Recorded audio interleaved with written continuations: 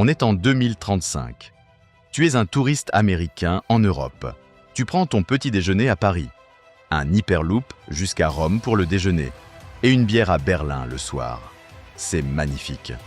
L'architecture est sublime. L'histoire est partout. Mais quelque chose cloche. Les rues sont propres, mais silencieuses. Les cafés sont pleins, mais surtout de cheveux gris. Et quand tu veux acheter un souvenir, tu réalises que la boutique n'appartient pas à un local. En fait, des quartiers entiers, les ports, le réseau électrique, tout appartient à des multinationales étrangères. Tu ne traverses plus une superpuissance. Tu traverses le musée à ciel ouvert, le plus cher du monde. En 2008, l'économie de l'Union européenne et celle des États-Unis faisaient de la même taille. Des jumeaux économiques. L'Europe était même légèrement plus grande. Aujourd'hui, l'économie américaine dépasse les 27 000 milliards de dollars.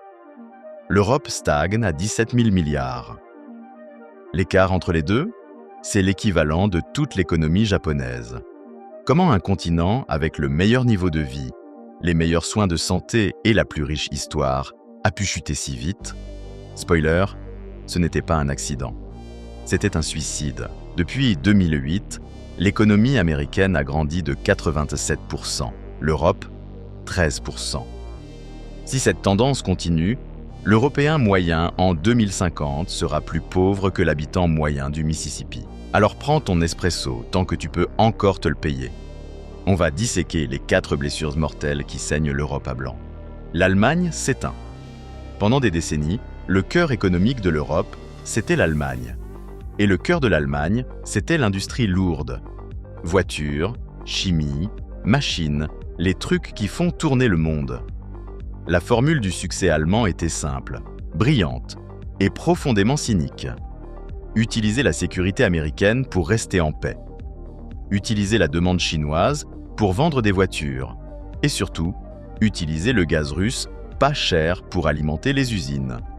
Ça a marché, jusqu'à ce que ça ne marche plus. Quand les pipelines Nord Stream ont explosé, littéralement et métaphoriquement, le modèle économique allemand s'est évaporé du jour au lendemain. Parlons de BASF, le plus grand producteur chimique au monde. Il fabrique ce qu'il y a dans ton dentifrice, tes baskets, ta voiture, tes médicaments. Leur siège à Ludwigshafen, c'est une ville dans la ville. En 2024, BASF a pris une décision qui aurait dû terrifier chaque politicien à Berlin. Fermer des lignes de production majeures en Allemagne. Pourquoi? Parce que la chimie demande des quantités massives d'énergie. Et grâce à la perte du gaz russe et une transition énergétique bâclée, les prix de l'électricité en Allemagne ont atteint des niveaux qui rendent dans les affaires mathématiquement impossibles. Au lieu de rester en Allemagne, BASF investit 10 milliards pour construire un méga-site en Chine. Savoure l'ironie. L'Allemagne, un pays fier de ses droits humains et ses standards environnementaux, force ses propres entreprises à partir en Chine, un pays qui brûle du charbon comme si c'était une mode, juste pour survivre. Et voici où l'humour noir entre en jeu. L'Allemagne a fermé ses 3 dernières centrales nucléaires en avril 2023, en pleine crise énergétique. Ils ont éteint une source d'énergie propre et fiable. Et pour garder les lumières allumées, ils ont réactivé des centrales à charbon. Ils déterrent littéralement des villages pour extraire du lignite, le combustible fossile le plus sale qui existe, pour compenser les centrales nucléaires qu'ils ont fermées pour sauver l'environnement. On n'invente pas des trucs pareils. En décembre 2024, la production industrielle allemande est tombée à son plus bas niveau depuis les confinements de 2020. L'Europe a construit sa richesse en fabriquant des choses. Aujourd'hui, les panneaux sur les portes des usines passent de « ouvert » à « fermé ». Les berceaux vides. Si les usines qui ferment sont une crise cardiaque, ce problème-ci est un cancer à croissance lente, plus silencieux, mais 100% fatal si on ne le traite pas. Direction, l'Italie. Bonne bouffe, bon vin et absolument aucun bébé. En 2024, le taux de natalité italien a atteint un minimum historique, 1,18 enfants par femme. Pour se maintenir, une population a besoin de 2,1. En dessous de 1,5, c'est une urgence démographique. 1,18, c'est l'extinction mathématique. Imagine, tu es un Italien de 25 ans. Appelons-le Matteo. Tu viens de finir tes études. Tu as un diplôme, mais tu ne trouves pas de boulot parce que l'économie stagne. Tu vis chez tes parents parce que les loyers sont délirants. Mais voici le pire. L'État italien attend de toi, Matteo, que tu paies les retraites de la génération massive au-dessus de toi.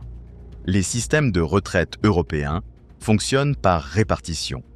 Il n'y a pas de coffre-fort rempli d'or, où l'argent de ta grand-mère est stocké. L'argent qu'elle reçoit ce mois-ci vient directement de ton salaire ce mois-ci. Dans les années 1960, il y avait 4 travailleurs pour chaque retraité. Facile. Le fardeau était léger. D'ici 2050, dans des pays comme l'Italie et l'Espagne, il y aura moins de 2 travailleurs pour chaque retraité. Fais le calcul. Si 2 personnes doivent payer les dépenses complètes, la santé et la retraite d'une 3e personne, plus leurs propres dépenses, plus les impôts pour faire tourner le gouvernement, qu'est-ce qui se passe? Les impôts explosent. Massifs. Écrasants. Et quand les impôts sur le travail augmentent, qu'est-ce que Matteo fait? Est-ce qu'il reste et paie 60% de ses revenus pour soutenir un système qui sera en faillite quand ce sera son tour de prendre sa retraite? Non, il part. Direction les États-Unis, l'Australie, la Suisse. Ça crée une spirale mortelle. Les jeunes partent. La base fiscale rétrécit. Le gouvernement augmente les impôts sur les quelques jeunes qui restent. Encore plus de jeunes partent, et ainsi de suite. En 2024, il y a eu moins de 370 000 naissances en Italie. C'est le chiffre le plus bas depuis l'unification du pays, en 1861. Et la réalité politique empire les choses. Qui vote en Europe? Les vieux. S'il dit « on doit faire venir des millions d'immigrés pour corriger le ratio », il déclenche une révolte culturelle et perd l'élection. Question pour les commentaires.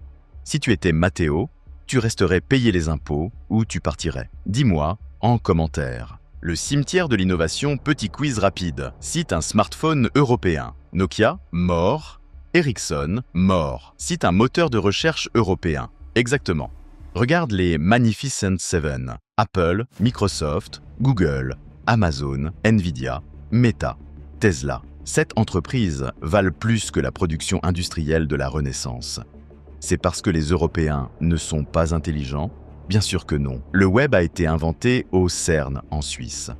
DeepMind, le labo d'IA, a démarré à Londres.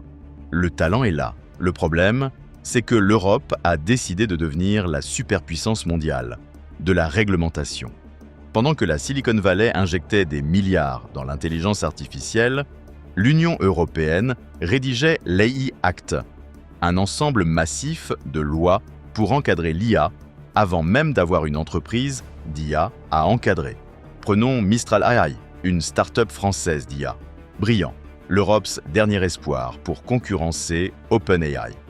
Imagine que tu es un fondateur. Si tu lances une boîte aux États-Unis, tu as accès immédiat à 330 millions de personnes qui parlent la même langue, utilisent la même monnaie et opèrent sous les mêmes lois commerciales. C'est la mort par 1000 coupures.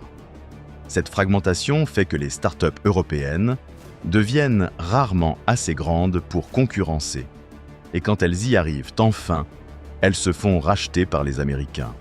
DeepMind, racheté par Google. Skype, racheté par Microsoft. Booking.com, détenu par un holding américain. L'Europe est devenue une pépinière pour les corporations américaines. Elles cultivent le talent et les États-Unis le récoltent. En 2008, l'Europe avait 30% des 100 plus grandes entreprises mondiales. Moins de 14%. Le futur se construit à San Francisco et Shenzhen. L'Europe regarde ça se passer sur un iPhone conçu en Californie et assemblé en Chine. Rêve vert, réalité glaciale. L'Europe a décidé de jouer à un jeu appelé « Voyons à quel point on peut se compliquer la vie ». Fermer les centrales nucléaires fiables, surtout en Allemagne et Belgique. Interdire la fracturation hydraulique, contrairement aux États-Unis.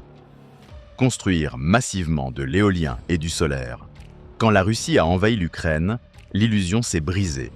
Les prix de l'énergie en Europe ont explosé, jusqu'à 10 fois la moyenne américaine.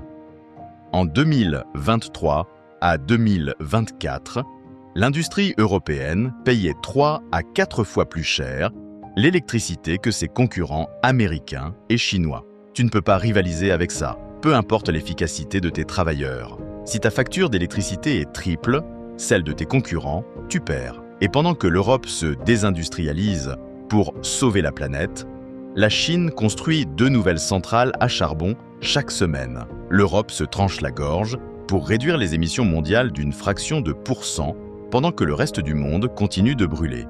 Fin 2024, l'Union européenne a paniqué. Ils ont demandé à Mario Draghi, l'homme qui a sauvé l'euro il y a 10 ans, d'écrire un rapport sur l'avenir de la compétitivité européenne. Draghi a appelé à 800 milliards d'euros d'investissement par an pour rattraper les États-Unis et la Chine. Ces 2 plans Marshall, chaque année. Futur A, la renaissance. L'Europe se réveille. Elle coupe la bureaucratie. Elle embrasse le nucléaire. Elle encourage les familles. Elle crée un marché des capitaux qui rivalise avec Wall Street. Ce sera douloureux, ce sera sacrificiel, mais ça sauve le continent. Futur B, le musée, c'est le chemin actuel. L'Europe devient une maison de retraite magnifique et stagnante. Les riches viendront voir le Colisée et la Tour Eiffel. Ils logeront dans des hôtels détenus par des Américains. Ils mangeront de la nourriture importée d'Afrique. Ils seront servis par une sous-classe d'immigrés pendant que la population native s'éteint doucement. Jusqu'au jour où tu regardes autour de toi et la fête est finie. Il y a une leçon ici pour tout le monde, peu importe où tu vis. Le succès n'est pas permanent. La richesse n'est pas garantie. L'Europe a passé 500 ans à conquérir le monde, inventer l'économie moderne et construire la plus grande civilisation de l'histoire. Je ne veux pas que l'Europe échoue. J'aime l'Europe. Le monde a besoin d'une Europe forte. Mais les mathématiques se fichent de nos sentiments. Si cette analyse t'a déprimé, bien, ça veut dire que tu as fait attention.